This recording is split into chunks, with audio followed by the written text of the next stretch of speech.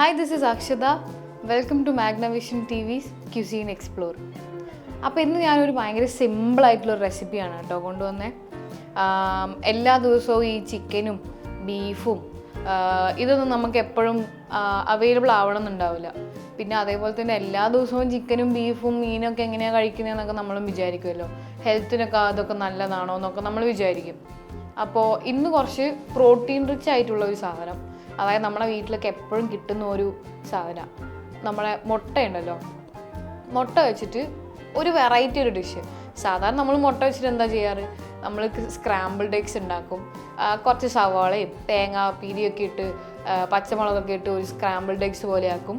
അതുപോലെ അല്ലെങ്കിൽ ചിലപ്പോൾ ഓംലേറ്റോ അല്ലെങ്കിൽ അങ്ങനെ എന്തെങ്കിലും, അല്ലെങ്കിൽ ഒരു ബുൾസയോ, അതൊക്കെയാണ് നമ്മൾ ഉണ്ടാക്കുന്നത്. അപ്പോൾ ഇതൊരു ഡിഫറെൻറ്റ് ഒരു നോർത്ത് ഇന്ത്യൻ സ്റ്റൈലിലൊരു എഗ് കറി നമുക്ക് ഉണ്ടാക്കാം എന്ന് ഞാൻ വിചാരിച്ചു. അപ്പോൾ നമ്മൾ ഇന്ന് ഉണ്ടാക്കാൻ വേണ്ടി പോകുന്ന ഡിഷ് മലായ് എഗ് മസാല. അപ്പോൾ നമുക്ക് എന്തൊക്കെ ഇൻഗ്രീഡിയൻസിന് വേണം നമുക്ക് നോക്കിയാലോ. ഞാൻ ഇവിടെ 4 മുട്ട എടുത്തിട്ടുണ്ട്. ഞാൻ നല്ല കഴുകി വൃത്തിയാക്കി എടുത്തേക്കുവാണേ. പിന്നെ ഒരു 2 മീഡിയം സൈസ് സവാള ഞാൻ എടുത്തിട്ടുണ്ട്. പിന്നെ പച്ചമുളക് നമ്മളുടെ എരിവിനനുസരിച്ചാട്ടോ. ഞാനിവിടെ ചെറിയ പച്ചമുളക് ആയതുകൊണ്ട് ഞാനൊരു 4-5 പച്ചമുളക് ഞാനിവിടെ എടുത്തിട്ടുണ്ട്.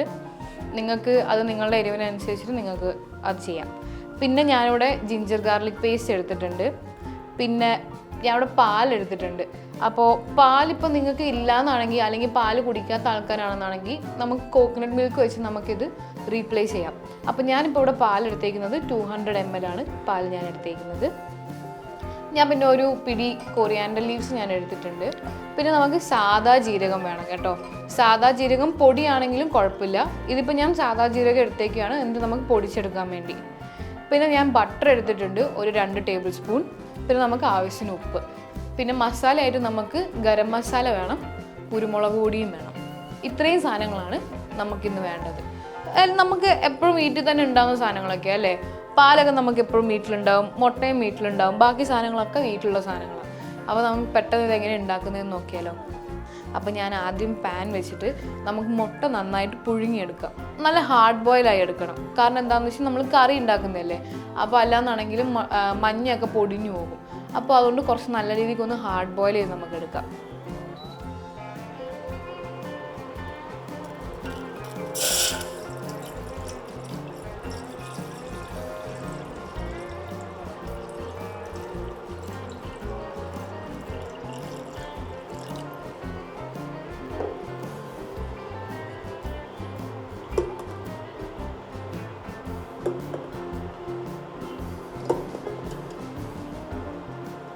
മുട്ട നന്നായി മുങ്ങി കിടക്കട്ടെ കേട്ടോ.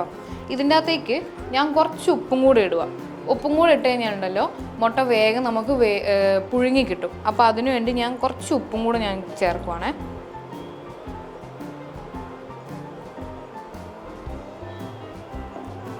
നമുക്കിനി ഇതൊരു 10-15 മിനിറ്റ് ഹൈ ഫ്ലെയിമിൽ വെച്ചിട്ട് നമുക്ക് നമ്മുടെ മുട്ട ഒന്ന് പുഴുങ്ങിയെടുക്കാം. അപ്പോൾ നമ്മുടെ മുട്ടയൊക്കെ ഞാൻ പുഴുങ്ങിയെടുത്തു. ഞാൻ പുഴുങ്ങിയിട്ട് ഞാൻ 2 പീസായിട്ട് പകുതി വെച്ച് ഞാൻ മുറിച്ചെടുത്തേക്കുവാണ് കേട്ടോ നമ്മുടെ മുട്ട. അപ്പോൾ ഇത് നമുക്ക് അവിടെ മാറ്റി വെക്കാം. എന്നിട്ട് നമ്മുടെ ഗ്രേവീൻ്റെ പരിപാടികളൊക്കെ നമുക്ക് സ്റ്റാർട്ട് ചെയ്യാം. അപ്പോൾ നമ്മൾ ഗ്രേവി ഫസ്റ്റ് ഉണ്ടാക്കാൻ വേണ്ടി ആദ്യം നമ്മൾ ചെയ്യേണ്ടത് എന്താണെന്ന് വെച്ച് കഴിഞ്ഞാൽ, നമ്മൾ ക്യൂബായിട്ട് മുറിച്ച് വെച്ചിരിക്കുന്ന സവാള ഉണ്ടല്ലോ, ഈ സവാളയും പച്ചമുളകും കൂടെ ഞാനൊന്ന് ഗ്രൈൻഡ് ചെയ്ത് ഒന്ന് ബ്ലെൻഡ് ചെയ്ത് ഒരു നല്ലൊരു സ്മൂത്ത് പേസ്റ്റാക്കി ഞാൻ എടുക്കാൻ വേണ്ടി പോവാം കേട്ടോ. കാരണം നമ്മൾ വേറെ ഇതിൻ്റെ അകത്ത് വേറെ തക്കാളിയോ അങ്ങനത്തെ കാര്യങ്ങളൊന്നും നമ്മൾ ആഡ് ചെയ്യുന്നില്ല. അപ്പോൾ ഈ സവോളേൻ്റെയും ആ പച്ചമുളകിൻ്റെ ആ ഒരു പേസ്റ്റ് ഉണ്ടല്ലോ, ആ പേസ്റ്റിൽ കിടന്നിട്ട് ആയിരിക്കും നമ്മുടെ ഈ മുട്ടയും പാലും ഒക്കെ കൂടെ കിടന്ന് നന്നായിട്ട് കുക്കാവാൻ വേണ്ടി പോകുന്നത്. അപ്പോൾ ഇതല്ലാണ്ട് വേറെ ഒന്നും നമ്മൾ ഇതിനകത്ത് യൂസ് ചെയ്യുന്നില്ല. അപ്പോൾ ഇത് നമുക്കൊന്ന് നല്ലൊരു ഫൈൻ പേസ്റ്റ് പോലെ ആക്കി നമുക്ക് അരച്ചെടുക്കാം. വേണമെങ്കിൽ ആവശ്യത്തിന് കുറച്ച് വെള്ളവും കൂടെ ചേർക്കാം കേട്ടോ.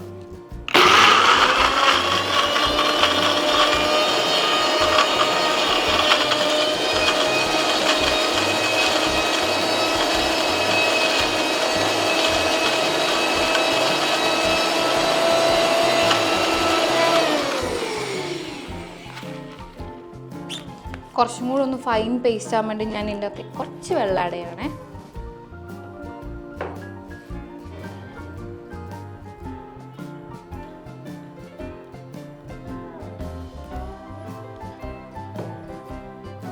നമുക്ക് ഓൾറെഡി സവോളേൻ്റെ ആ ഒരു വെള്ളത്തിൻ്റെ ഒരു ഇതൊക്കെ ഉണ്ടാവുമല്ലോ. അപ്പോൾ ആ ഒരു ഇതിൽ തന്നെ ശരിക്കും ബ്ലെൻഡായി വരും. പിന്നെ ഞാൻ കുറച്ച് നല്ലൊരു സ്മൂത്ത് പേസ്റ്റ് ആവാൻ വേണ്ടി കുറച്ചൊന്ന് ഗ്രേവി ഒന്ന് കുറച്ചൊന്ന് കൺസിസ്റ്റൻ്റ് ആയി നിൽക്കാൻ വേണ്ടിയിട്ട് ഞാൻ കുറച്ച് വെള്ളം ആഡ് ചെയ്തതാണ്.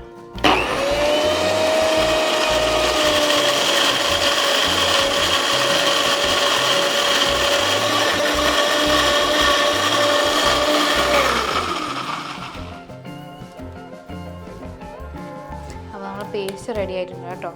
നല്ല തിക്കായിട്ട് ആ ഒരു നല്ലൊരു സ്മൂത്തായിട്ട് നമുക്ക് കിട്ടിയിട്ടുണ്ട് കണ്ടോ, നല്ല സ്മൂത്തായി കിട്ടിയിട്ടുണ്ട്. നമുക്കിനി ഇത് മാറ്റി വെച്ചിട്ട് നമ്മുടെ പാൻ നമുക്കെടുത്ത് അടുപ്പത്ത് വെച്ച് നമുക്ക് ചൂടാക്കാം.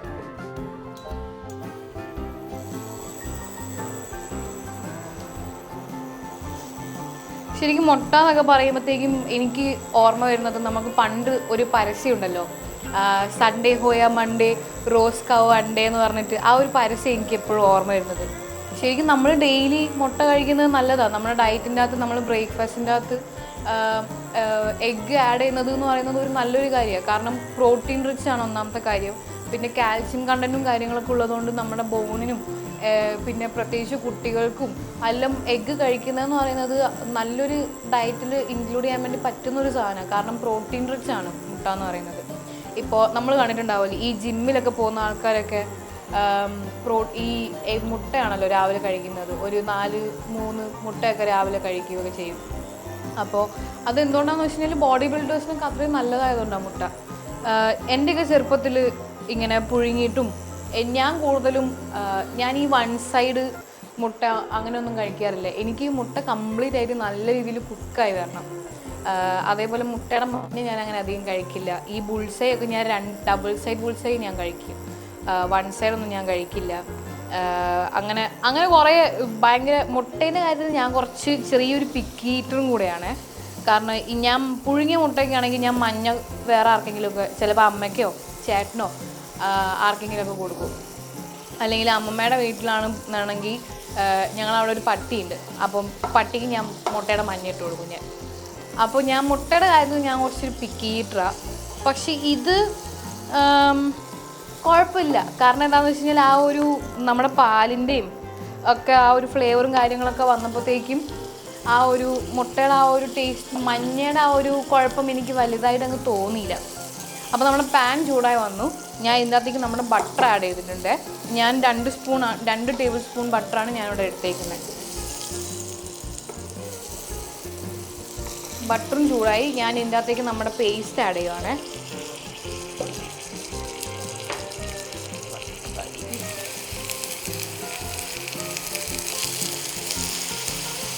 ഇനി ഇതൊരു ലോ ഫ്ലെയിമിൽ നമുക്ക് നന്നായിട്ടൊന്ന് കുക്ക് ചെയ്തെടുക്കാം. ഇതിൻ്റെ ആ ഒരു പച്ചമണവും എല്ലാം മാറി ഇതിൻ്റെ ഒരു കളറൊക്കെ മാറി വരണം. ഇതിൻ്റെ അകത്തുള്ള ആ വെള്ളവും കാര്യങ്ങളൊക്കെ നല്ല രീതിയിൽ വറ്റി ഇതിൻ്റെ ആ നമ്മൾ ആഡ് ചെയ്തേക്കുന്ന ആ ബട്ടർ ഉണ്ടല്ലോ, ആ ബട്ടർ ഇങ്ങനെ തെളിഞ്ഞ് കയറി വരണം. ആ ഒരു രീതിയിൽ നമുക്ക് ലോ ഫ്ലെയിമിലിട്ട് നന്നായിട്ട് കുക്ക് ചെയ്തെടുക്കണം.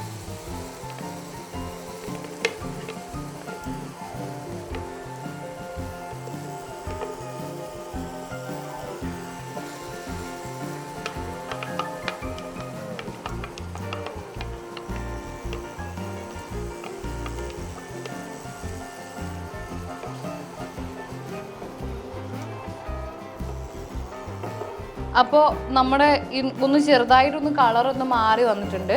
ഈ സമയത്ത് ഞാൻ നമ്മുടെ ജിഞ്ചർ ഗാർലിക് പേസ്റ്റ് ഞാൻ ആഡ് ചെയ്യാൻ വേണ്ടി പോവുകയാണേ. ഞാൻ 1 ടീസ്പൂൺ മാത്രമേ എടുക്കുന്നുള്ളൂ കേട്ടോ. ജിഞ്ചർ ഗാർലിക് പേസ്റ്റും കൂടെ ആഡ് ചെയ്യുകയാണ്.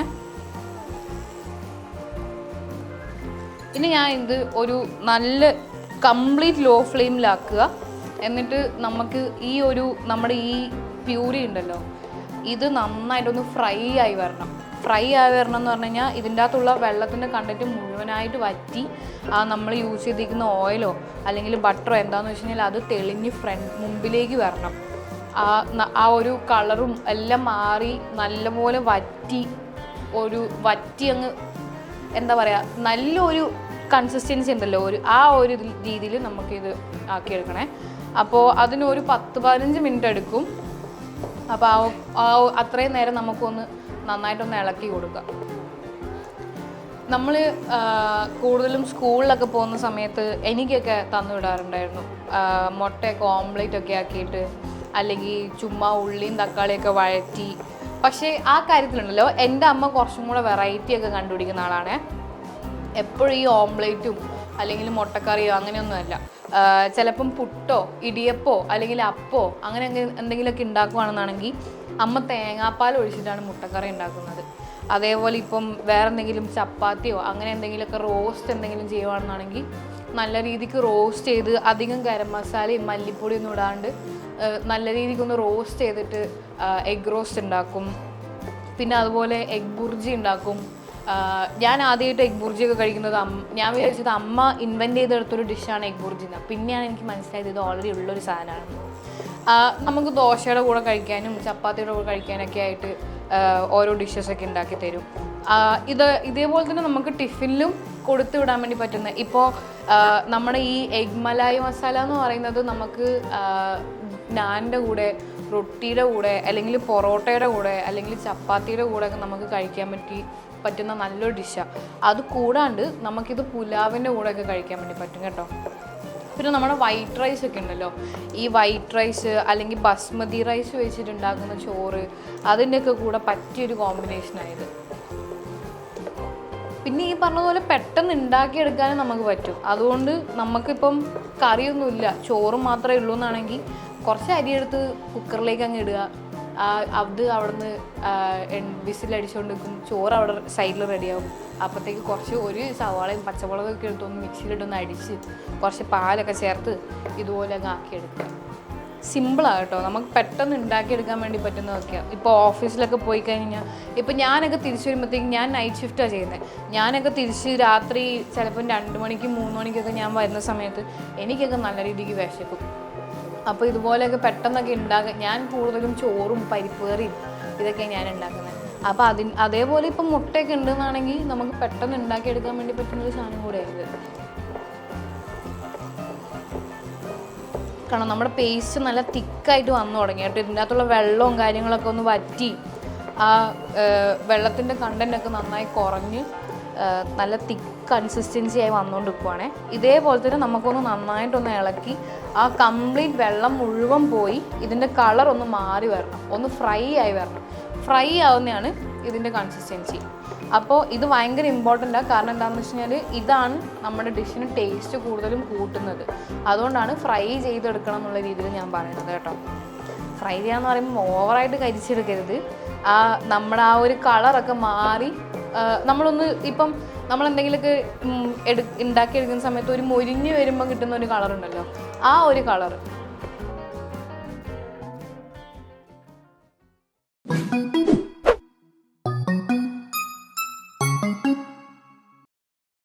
അപ്പം നമ്മുടെ പേസ്റ്റ് ഉണ്ടല്ലോ നല്ല രീതിക്ക് അതിൻ്റെ വെള്ളവും കാര്യങ്ങളൊക്കെ വറ്റി ഈ ഒരു കൺസിസ്റ്റൻസിയിലായിട്ടുണ്ട് കേട്ടോ. ഇനി നമ്മൾ എന്താ ചെയ്യേണ്ടതെന്ന് വെച്ച് കഴിഞ്ഞാൽ ഗ്യാസ് ഓഫ് ചെയ്യുക. അപ്പം നമ്മൾ ഗ്യാസ് ഓഫ് ചെയ്ത് കഴിഞ്ഞിട്ട് ഹീറ്റ് കംപ്ലീറ്റ് ആയിട്ട് ഓഫ് ചെയ്ത് കളയുക. എന്നിട്ട് ഇതിൻ്റെ അകത്തേക്ക് നമ്മൾ എടുത്തേക്കുന്ന പാലുണ്ടല്ലോ, ആ 200 ml പാല്, നമ്മൾ ആ പാല് നമ്മൾ ഇതിൻ്റെ അകത്തേക്ക് ആഡ് ചെയ്യാൻ വേണ്ടി പോവുകയാണേ.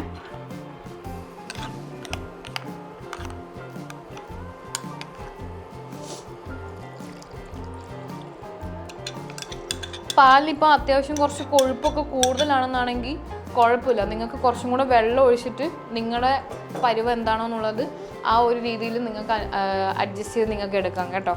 ഇനി ഇത് നന്നായിട്ടൊന്ന് മിക്സ് ചെയ്ത് നമ്മുടെ ആ സവോളേൻ്റെ ആ ഒരു പേസ്റ്റ് ഉണ്ടല്ലോ അത് നമ്മൾ ആ പാലിലേക്ക് ഒന്ന് നന്നായിട്ടൊന്ന് മിക്സ് ചെയ്ത് കൊടുക്കുക. ആ പാലിൽ കിടന്നൊന്ന് അലിയട്ടെ.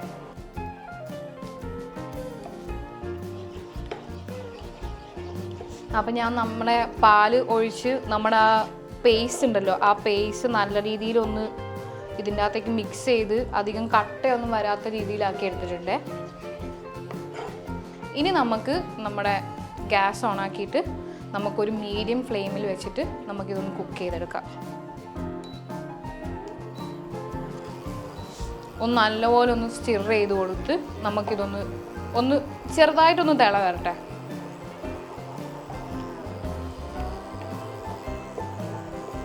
ഇതൊന്ന് തിള വന്നു കഴിഞ്ഞാൽ നമ്മുടെ ഡ്രൈ മസാലാസ് ഉണ്ടല്ലോ നമ്മുടെ ഡ്രൈ മസാലാസ് ആയിട്ട് നമ്മളിവിടെ വെച്ചേക്കുന്നത് ഗരം മസാലയാണ്, പിന്നെ കുരുമുളക് പൊടി, പിന്നെ നമ്മുടെ ജീരകപ്പൊടി. ഇതാണ് നമ്മൾ ഡ്രൈ മസാല ആയിട്ട് നമ്മൾ എടുത്തേക്കുന്നത്. അപ്പോൾ നമ്മൾ പാല് ചെറുതായിട്ട് തിളച്ചു. നമുക്ക് ഫ്ലെയിം ഒന്ന് കുറച്ച് വെച്ചിട്ട് നമുക്ക് നമ്മുടെ ഡ്രൈ മസാലാസ് നമുക്ക് ആഡ് ചെയ്യാം. അപ്പം ഞാൻ നേരത്തെ പറഞ്ഞതുപോലെ ഞാനിവിടെ കളറിന് വേണ്ടിയിട്ട് ഒരു 1/2 ടീസ്പൂൺ കാശ്മീരി മുളക് പൊടി യൂസ് ചെയ്യുന്നുണ്ട്. പിന്നെ ഞാൻ ഇവിടെ 1 ടീസ്പൂൺ ഗരം മസാല ഞാൻ ആഡ് ചെയ്യുവാണ്. അതേപോലെ തന്നെ 1 ടീസ്പൂൺ കുരുമുളക് പൊടി ഞാൻ ഇടുക.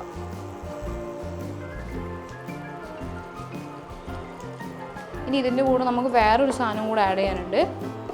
അതിനു മുമ്പ് നമുക്ക് ആ സാധനം റെഡി ആക്കിയിട്ട് വരാം. ജീരകം ഒന്ന് പൊടിച്ചെടുക്കാം.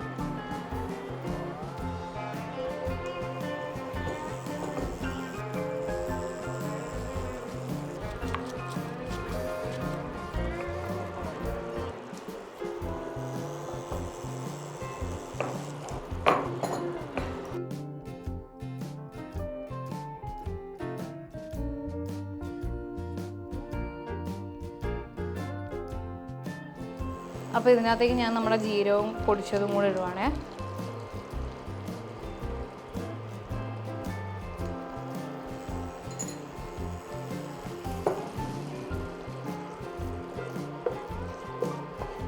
ഞാൻ നമ്മുടെ ഗ്രേവീൻ്റെ ഒരു കൺസിസ്റ്റൻസിക്ക് വേണ്ടിയിട്ട് ഞാൻ കുറച്ചൊന്ന് വെള്ളം ഒഴിക്കുക. കാരണം എനിക്ക് കുറച്ചും കൂടെ ഗ്രേവി വേണം. അപ്പോൾ അതുകൊണ്ട് ഞാൻ കുറച്ചൊന്ന് വെള്ളം ഒഴിക്കുകയാണേ. കാരണം 4 മുട്ട നമ്മൾ എടുക്കുന്നുണ്ടല്ലോ. അപ്പോൾ അതുകൊണ്ട് അതിൻ്റെ അനുസരിച്ചിട്ട് നമുക്ക് ഗ്രേവി കുറച്ച് കിട്ടാൻ വേണ്ടിയിട്ട് ഞാൻ കുറച്ച് വെള്ളം ഒഴിച്ചിട്ടുണ്ട്.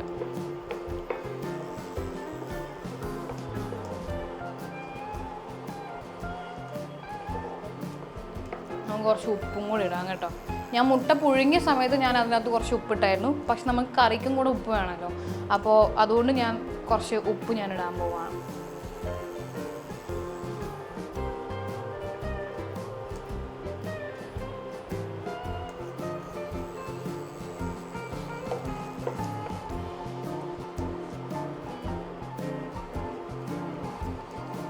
ഇനി നമ്മൾ നല്ല രീതിക്ക് ഇതൊന്ന് നന്നായി ഒന്ന് കുറുകി ഒന്ന് തിള വന്ന് നമ്മുടെ ആ ബട്ടർ ഉണ്ടല്ലോ, ആ ബട്ടർ ഒന്ന് മേളിലേക്ക് തെളിഞ്ഞു വരുന്നത് വരെ ഒന്ന് നന്നായിട്ടൊന്ന് കുക്ക് ചെയ്തെടുക്കാം നമുക്ക്.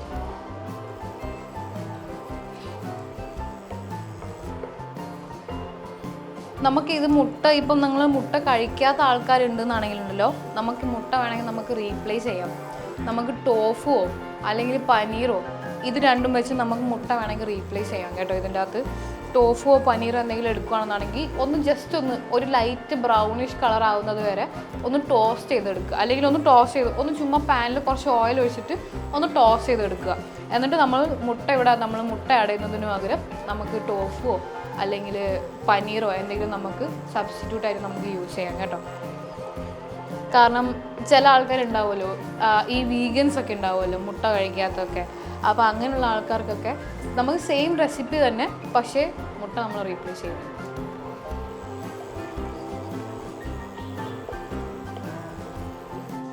അതേപോലെ തന്നെ ഞാൻ നേരത്തെ പറഞ്ഞതുപോലെ പാലും നമുക്ക് റീപ്ലേസ് ചെയ്യാം. പാല് നമുക്ക് തേങ്ങാപ്പാൽ യൂസ് ചെയ്തിട്ട് നമുക്കിത് ചെയ്യാം. പക്ഷെ തേങ്ങാപ്പാൽ മാത്രമേ യൂസ് ചെയ്യാൻ വേണ്ടി പാടുള്ളൂ കേട്ടോ. നമ്മൾ വേറെ മിൽക്ക്, അതായത് ഈ ആൽമണ്ട് മിൽക്കോ അല്ലെങ്കിൽ സോയ മിൽക്കോ അങ്ങനെയുള്ള സാധനങ്ങളൊന്നും യൂസ് ചെയ്യാൻ വേണ്ടി പാടില്ല. അത് കംപ്ലീറ്റ്ലി ഡിഫറെൻ്റ് ആയി പോകും. അപ്പോഴത്തേക്കും നമുക്ക് പാല് അല്ലെങ്കിൽ തേങ്ങാപ്പാൽ ഇത് രണ്ടുമേ യൂസ് ചെയ്യാൻ വേണ്ടി പാടുള്ളൂ. അപ്പോൾ നമ്മുടെ ഗ്രേവി നന്നായിട്ട് തിളച്ചു വന്നു. നമുക്ക് സൈഡിൽ ഇങ്ങനെ ചെറുതായിട്ട് ബട്ടർ ഇങ്ങനെ പൊന്തി വരുന്നുണ്ട് കേട്ടോ. അപ്പോൾ ഈ ഒരു കൺസിസ്റ്റൻസി നമുക്ക് കണ്ടോ, ഇവിടെ സൈഡിലൊക്കെ ബട്ടർ ഇങ്ങനെ പൊന്തി തുടങ്ങി. അപ്പോൾ നമുക്ക് ഈ ഒരു കൺസിസ്റ്റൻസിയിൽ കിട്ടിക്കഴിഞ്ഞാൽ നമ്മൾ നേരത്തെ പുഴുങ്ങി വെച്ചിരിക്കുന്ന നമ്മുടെ മുട്ട ഉണ്ടല്ലോ, അത് നമുക്ക് ഇതിനകത്തേക്ക് എടുത്തിടാം.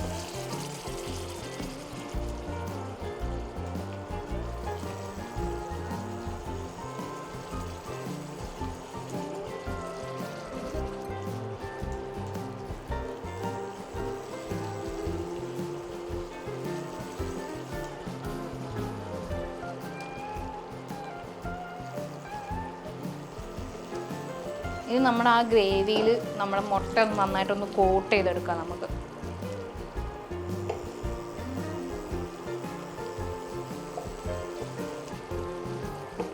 അപ്പോൾ നമ്മുടെ എഗ് മലായി ഓൾമോസ്റ്റ് ഒന്ന് റെഡിയായി. നമുക്കിനി കുറച്ചും കൂടെ നമുക്ക് വേണമെങ്കിൽ ഒന്നും കൂടെ ഒന്ന് കുറുക്കിയെടുക്കാം കേട്ടോ. നമ്മുടെ ഗ്രേവി ഇപ്പോൾ ഇത്രയും ഗ്രേവി ആവശ്യമില്ല എന്നൊക്കെയാണെന്നാണെങ്കിൽ നമുക്ക് കുറച്ചും കൂടെ ഒന്ന് കുറുക്കിയെടുക്കാം. പക്ഷെ ഞാൻ നേരത്തെ പറഞ്ഞതുപോലെ ഞാൻ കുറച്ച് വെള്ളം ഒഴിച്ചിട്ടുണ്ടായിരുന്നു. എനിക്ക് കുറച്ചും കൂടി ഗ്രേവിയുടെ ആവശ്യം ഉണ്ടായിരുന്നതുകൊണ്ട് അതുകൊണ്ട് ഞാൻ ഈ ഒരു കൺസിസ്റ്റൻസിയിലാണ് ഞാൻ എടുക്കുന്നത്. അപ്പോൾ നമ്മുടെ ആ മുട്ട ഒന്ന് കിടന്നിട്ടൊന്ന് നമ്മുടെ മസാലയിലൊന്ന് കോട്ടായി ഒന്ന് ചെറുതായി ഒന്ന് കിടന്ന് കുക്കാവട്ടെ.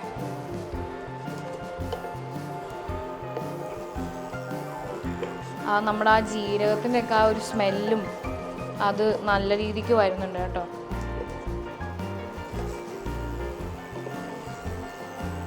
വേണമെന്നാണെങ്കിൽ നിങ്ങൾക്ക് ജീരകം റീപ്ലേസ് ചെയ്യാം.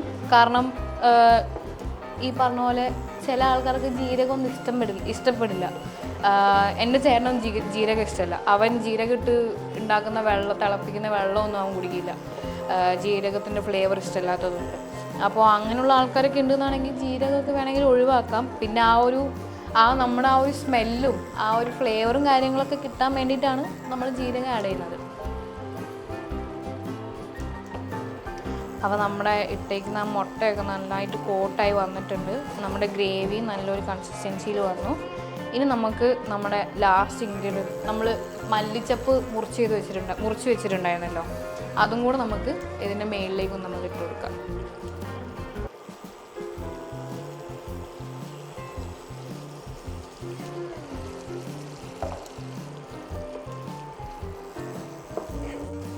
ഒന്ന് ജസ്റ്റ് ഒന്ന് ഇളക്കി കൊടുക്കുക. എന്നിട്ട് നമുക്ക് നമ്മുടെ ഗ്യാസ് ഓഫ് ചെയ്യാം കേട്ടോ.